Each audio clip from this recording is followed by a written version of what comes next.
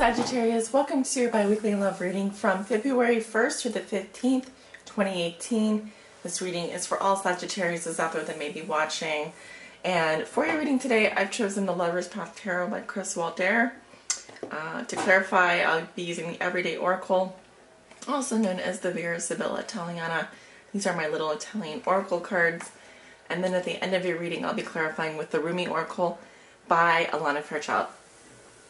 Thank you so much for tuning in, guys. I am the good, the bad, and the tarot, and we're just going to go ahead and get into your reading. And this reading is for all Sagittarius out there: Sag Sun, Sag Moon, Sag Rising, and Sag on the cusp. Also, if you have your Venus in Sagittarius. Spirit, what are the most important messages and energies you have for Sagittarius from February 1st to the 15th, 2018. This is their bi-weekly love reading. Love messages only. Love and relationship messages for the sign of Sagittarius. What do they need to know regarding their love lives from February 1st to the 15th, 2018? This is their bi-weekly love reading.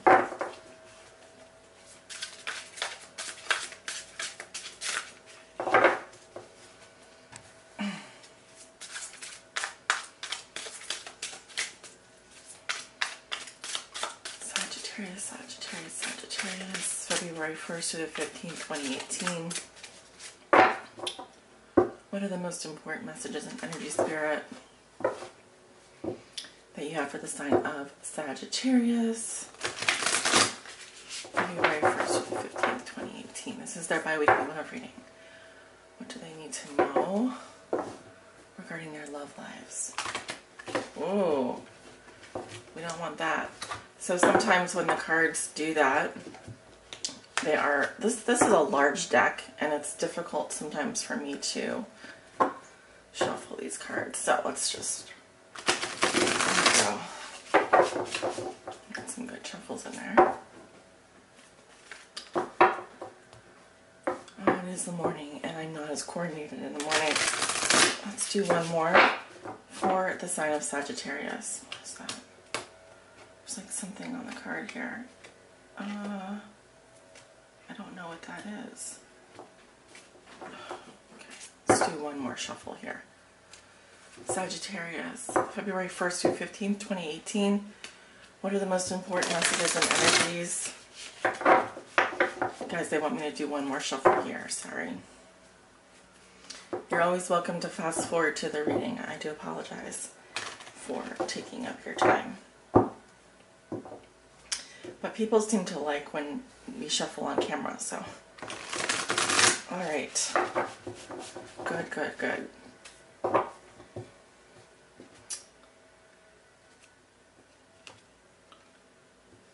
Alright.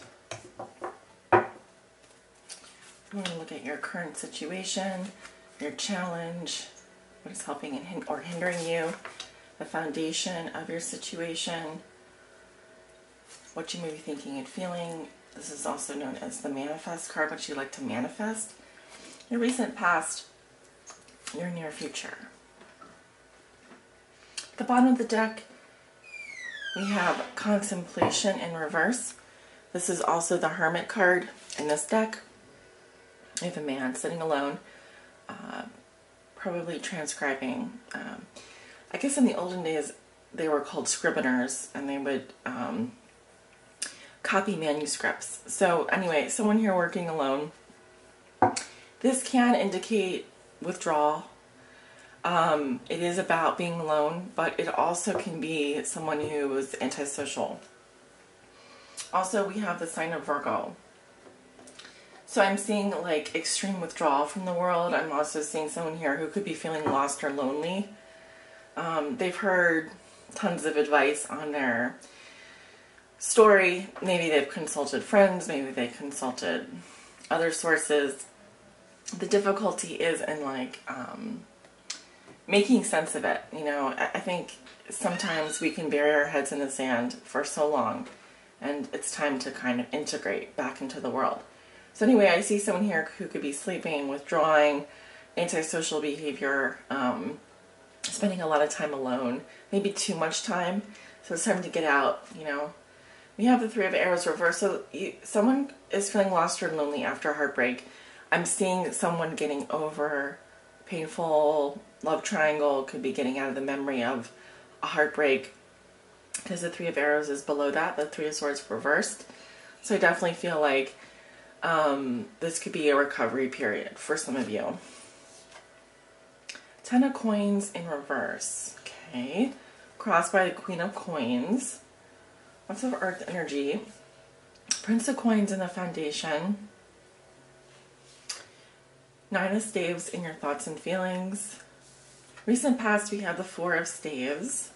Near future, we have the Four of Cups. Okay.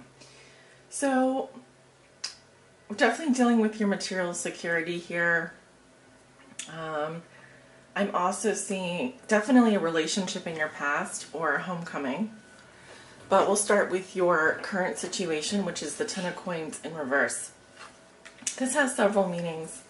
One can be a loss of a long-term relationship ending.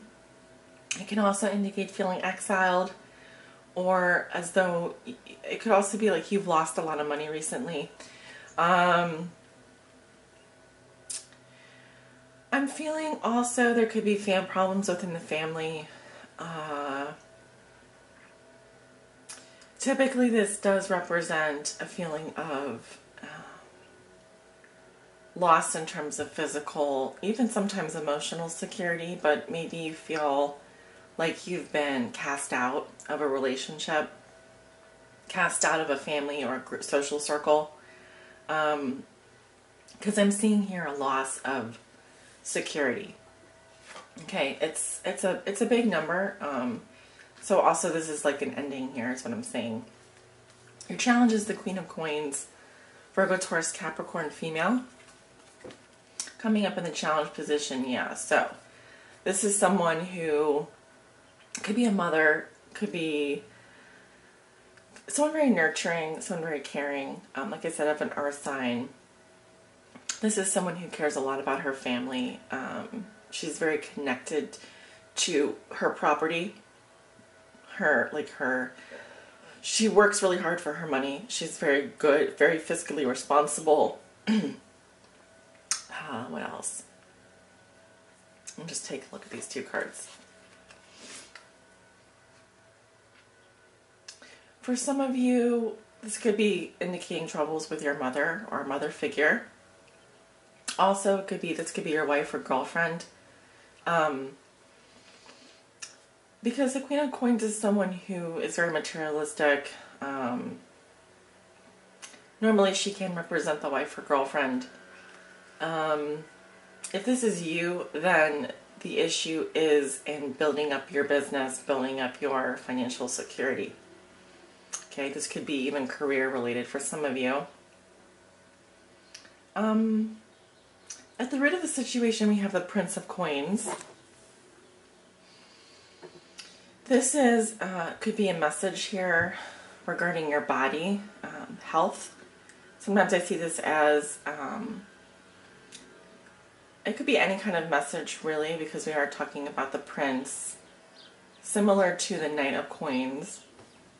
The Prince of Coins is someone who's very steady and hardworking, very loyal.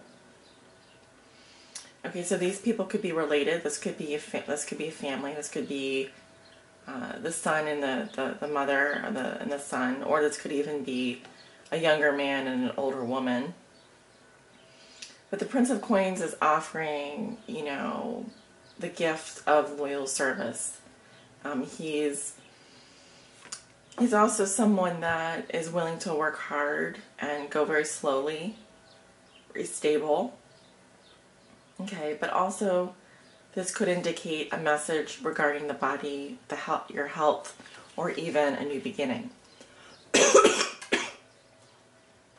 Sorry about that. I'm recovering from a cold here, so I may be coughing. In the past, we have the Four of Staves, so I'm seeing a homecoming. I'm seeing happy family, definitely stability within the home, acceptance, mirth, sharing good times with a loved one, just feeling at home. I'm actually seeing a union here. I'm seeing a couple that feel very at home with each other. So it's interesting in the present situation, something has happened. You may be feeling like you've been thrown out of the home or you've been exiled from someone's life. Could be because of this Queen of Coins here, this Virgo, Taurus, Capricorn. We'll have to go ahead and clarify some of this stuff, some of these cards, specifically the core cards. In your thoughts and feelings, you have the Nine of Staves. So you don't want to give up. You want to continue to fight. This is about holding on. Okay, I'm seeing like all the roots here. Like I kind of see these two cards as being very similar. It's like you could unroot me. You can try and throw me out, but you can't make me let go because the roots run deep, you know. So I don't think that you're going to be willing to give up on this person or on this situation. Because you feel that, you know, you have a long history with this person, or no matter what you've been through, you feel like you can just, through sheer force, you can make it. What I'm seeing happen in the near future is the Four of Cups. So this is about luxury, withdrawal, kind of being dissatisfied. All right. I'm seeing someone here who's also bored, apathetic, emotionally uninvolved. Could also be difficulty really maybe knowing what you want, or even recognizing and feeling grateful for what you have. Okay. I am going to go ahead and clarify some of these cards. First thing I want to know, why the Ten of Coins is coming up reversed for Sagittarius.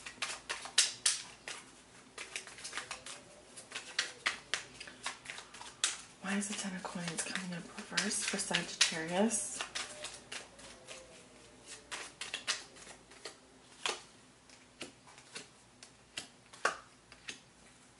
Okay. We have someone here who's been traveling, either for a vacation, or they could have had a job transfer, or they've been moving around a lot. And so maybe this indicates someone who had to leave the home, or has, because of the movement, because of travel, it's created a situation where it has uprooted you. I'm seeing that you're getting partially what you want, but it's not as much as you were hoping for. It says comforting surprise. So it says you've been partially successful, but it looks like you are experiencing some kind of a loss here. And then we have the Thief card, which is never good. This indicates lost goods, robbery, or fraud. So I'm thinking that I don't feel like this is your energy, but I do see that it's possible that you could experience a monetary loss this month due to someone taking your money. Now, in terms of a love relationship, it could be that someone has literally taken something from you, or maybe someone else is involved here. But there is someone who is trying to get away with something, but it's resulting in a loss. So I'm going to clarify the Queen of Coins in the challenge position. Why is the Queen of Coins coming up in the challenge position? Sorry.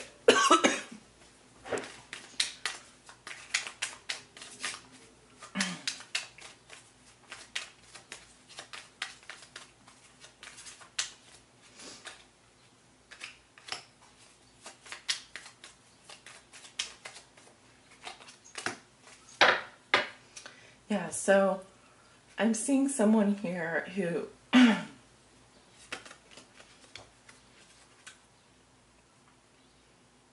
is simply reflecting on a situation, similar to how she's sitting, you know. It's about reflection, meditation. We have the servant. This could be a third party coming in, someone, maybe a helper, employee, or collaborator. And normally the domestico is like a third party. But we also have the lover here. And this is someone who is offering requited love or attention. So I'm thinking that it's possible that the person that you like, or this Queen of Coins, possibly is entertaining a third party here, or has someone else.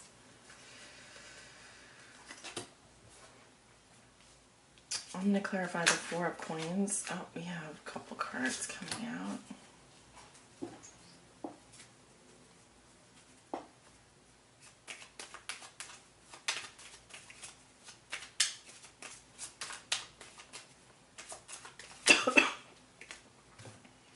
Yeah, so with the Prince of Coins, the Foundation, I see a man coming up here. This is someone who's very creative, very driven, a scholar, so very smart, but they also are very arrogant and like to show off. I am seeing 3 people here, but it says just basically joyous heart means pastime, hobby, distraction. So they could be distracting themselves with partying, hanging out, etc. And maybe unaware of what's going on.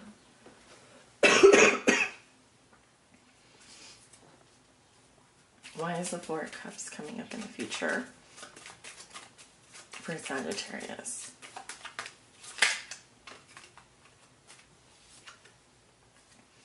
Right, we have the Dispacere. This is someone who's very worried. They're irritated, troubled, or afflicted in some way.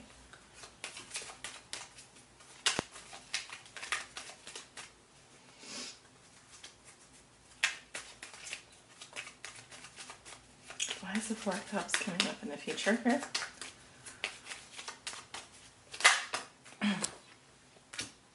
We have the sick person. This does indicate some kind of health problems. Someone could be worried about someone who's not doing well, or this person could literally be dealing with some health problems. But there is help here. I'm seeing someone who is like willing to, just like a friend, basically. The maid indicates someone who's a helper doing housework or errands, etc. But this appears to be a different person than the person who's worried.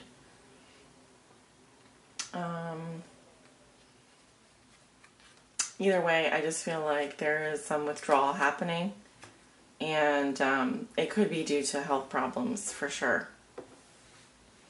Okay. Well, Sagittarius, interesting reading.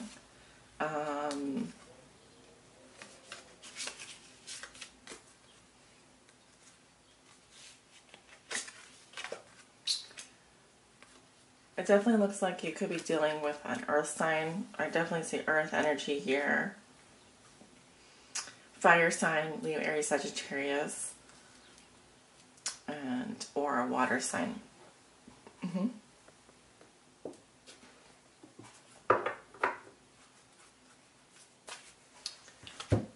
Let's reset the camera.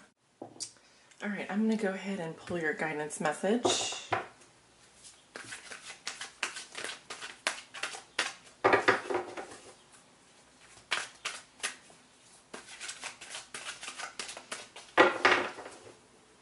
Spirit, what is the message, the guidance message that you have for Sagittarius with regards to their love lives from February 1st to the 15th, 2018? What do they need to know? Please help guide them on their high spiritual path in love and in light.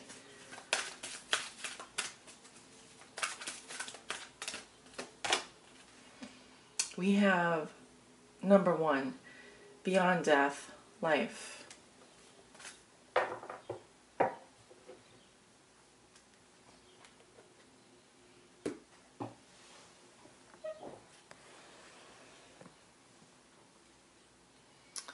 So I'm going to be reading from the Rumi Oracle today. If you want to follow along, these messages are posted somewhere online. You just need to Google the name of the card, which is Beyond Death, Life. And then Rumi Oracle. Okay. So there's going to be a poem at the beginning and then a bit of a message, kind of a long message actually, so just giving you a heads up. Let me just take a sip here, my throat's dry. Guys, I'm really sorry about my voice. It's been horrible. It's been taking me everything to get through these readings, but I really do appreciate you guys hanging in there. Okay. It says, footprints lead to the shore of the sea. Beyond that point, no trace remains. Rumi. I am calling to you. Can you hear me? Listen. Within your heart, there I speak. My voice rings true. You are urged beyond what has been. The time has come. Lay it to rest now. This ending comes as grace to free you from all that you have known. For what you have known is now too small for your soul. Bear your uncertainty with equanimity. I am certain enough for both of us. Allow me to show you the light that you are, that burns within you, blazing angel of heavenly purity.